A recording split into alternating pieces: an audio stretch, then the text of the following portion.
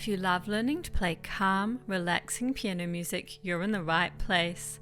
Welcome to A Moment of Piano. Today we're learning one of the most beautiful classical piano pieces of all time, the heartfelt, romantic 18th Variation from Rhapsody on a Theme of Paganini by Rachmaninov.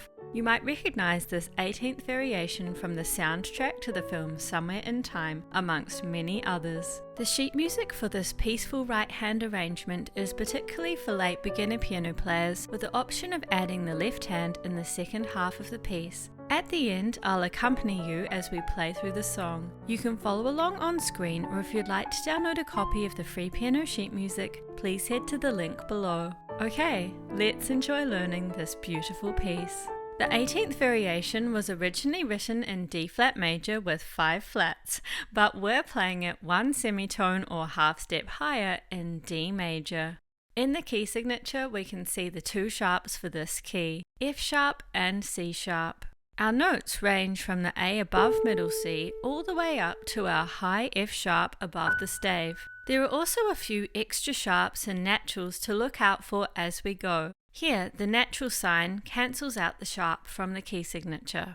The 18th Variation is written in a 3/4 time signature with 3 crotchet or quarter note beats in every bar. We're playing a combination of notes of different lengths with several special rhythms to play. Let's break down the rhythms together. We have semiquavers or 16th notes, always on the 3rd beat of the bar here.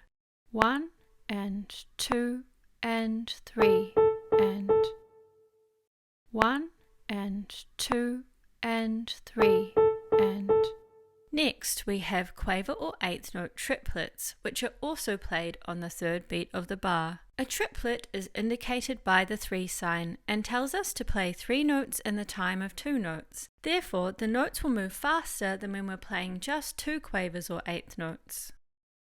1 and 2 and 3 and 1 and 2 and 3 and we have the same triplet but with a crotchet or quarter note instead of the first 2 quavers or 8th notes. This rhythm always comes on the 2nd beat of the bar. Let's practice by playing the first note twice as though we had the quavers. 1 and 2 and 3. And now holding the crotchet or quarter note. 1 and 2 and 3. 1 and 2 and 3. Amazing! We'll also see some ties. When we have this curved line connecting 2 of the same note, we won't play the 2nd note, but instead we'll hold for the total length of both notes. If you like, you can leave out the ties when you're first learning the notes, then add them in later on. This will help you to hear where the main beats are. Okay, let's go through the right hand. We have 5 counts of music before the melody comes in.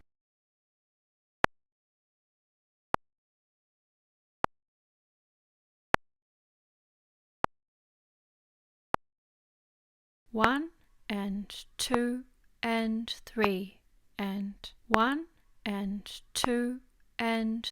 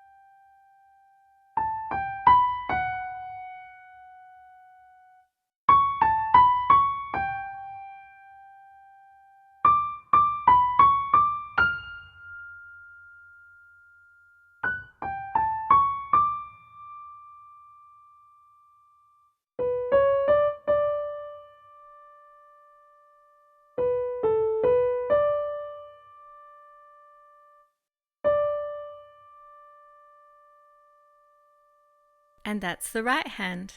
If you'd like to add the left hand in the second half of the piece, we'll look at that now, or feel free to skip ahead to the run-through.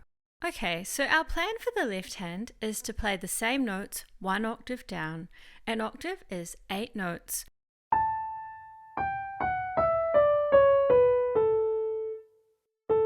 So we're starting on the same note name, just one to the left, and something a little different here, we'll read from the treble clef in the left hand instead of our usual bass clef, because the notes here are sitting up higher than the left hand often plays. Let's have a look at a suggested fingering now. 1 and 2 and 3 and 1 and 2 and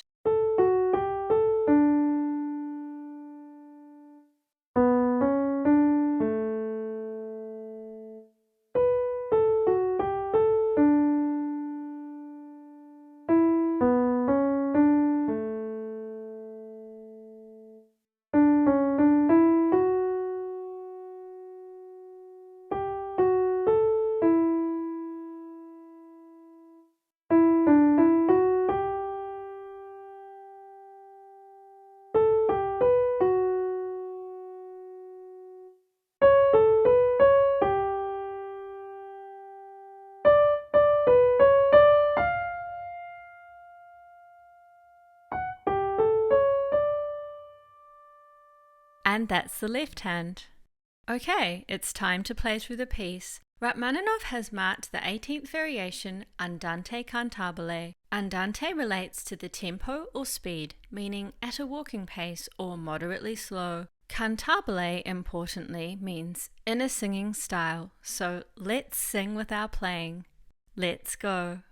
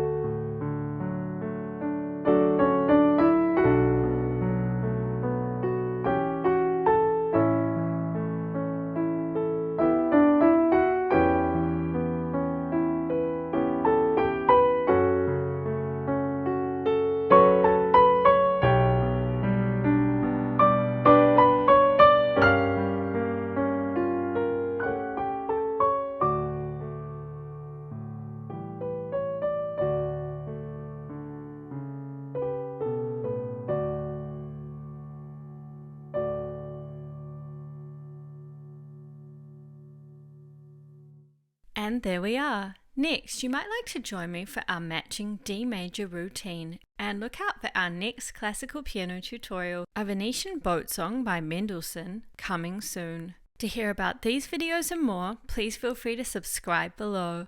Thank you so much for joining me, and have a lovely day.